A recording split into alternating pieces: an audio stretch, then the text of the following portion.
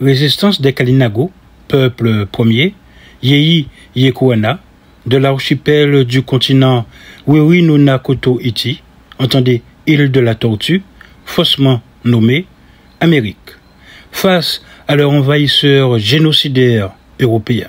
Les Kalinagos, peuple premier, Yeyi Yekuana, de l'archipel du Wiwi-Nuna-Koto-Iti, île de la Tortue, où leur histoire commence. Une épopée infinie. Descendants Wawak, bravant les flots vers leurs îles nouvelles, 4 siècles avant le dit Jésus-Christ, une migration toute belle. Les Kalinagos, sédentaires aux vastes îles du Nord, établissent leur foyer. Village hiérarchisé en royauté, une civilisation où, bien né, rien à payer. Au sud, les Kalinagos nomades et démocrates naviguent entre leurs terres pour chasser, pêcher, échanger outils et mets, évitant consanguinité amère. Leurs envahisseurs européens, génocidaires du XVe siècle, arrivent avec arrogance, renomment les Kalinagos du sud cannibales, une incompréhension en apparence. Les chefs rois capturés au nord, mal traduits, une opportunité du malentendu, les Européens les voient soumis, mais ils étaient braves, une erreur suspendue. Égaux et difficultés à tous les conquérir, les poussent à justifier leur extermination. Au sud, conservant les ossements de leurs ancêtres, pourtant un acte de vénération, guerriers Kalinagos, trop défensifs, sont ainsi diabolisés comme mangeurs d'hommes. Une image déformée du passé, toujours perpétuée au contraire d'une gomme. Une résistance farouche face aux envahisseurs européens, ils ont offert. Mais par écrit, les Européens révisionnistes les dépeignent en sauvages experts.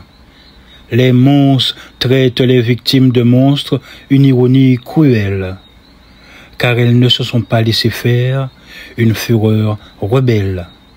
Au sud, les cannibales, dits Caraïbes, pour se venger par cette voie, renommaient aussi ceux du nord, Taïnos, peuple de rois, en nostalgie moqueuse d'autrefois.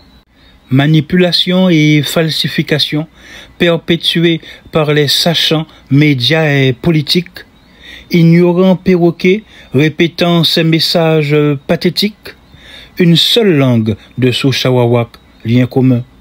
Les femmes restant au village avec vieillards et enfants, veillant au bien-être de chacun, les hommes Kalinagos bilingues en conséquence des rencontres au voyage jusqu'au continent opportun. Les preuves archéologiques confirment leur descendance aux Awawak. Leur territoire archipélagique, vaste et divers, ils s'adaptèrent. Au nord, de grandes îles, des rois au vaste territoire. Au sud, des îles plus petites, si nombreuses que de chefs de village. La démocratie fut notoire.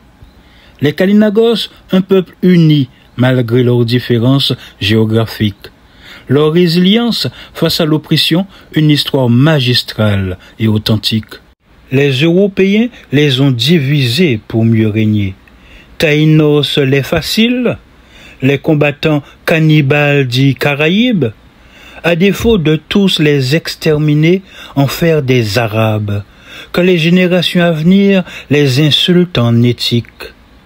Répéter ces mots, Taïnos et Caraïbes, c'est accepter leur tromperie, leurs violeurs et assassins justifiés par une fausse théorie. Le pape cautionnant ces atrocités, une triste réalité. Torturer et tuer des êtres non chrétiens, une vérité détestée. Mais nous, ne restons pas silencieux face à l'injustice. L'ignorance ne doit pas perpétuer le vice. Aimer, oui, mais tolérer l'inacceptable, jamais. Le mal ne doit pas triompher, c'est notre volonté à jamais. Yanis Malael, l'handicapé de corps, souffrirait bien en silence. De mes douleurs à la colonne vertébrale, une épreuve quotidienne intense. Mais je refuse de voir tant de mal se perpétuer, j'espère par ignorance. Vous rappelle que l'amour ne doit pas tolérer l'intolérance, que la flamme de la vérité brûle avec ardeur. Faites de ce combat contre l'oubli un symbole de grandeur, que de toutes ces douleurs écrits, leur voix se fasse entendre, pour que l'histoire d'autres peuples ne soit plus jamais à prendre. Mardi 11 juillet 2023, que ma voix résonne avec force. Le mal ne triomphera pas, notre détermination s'impose.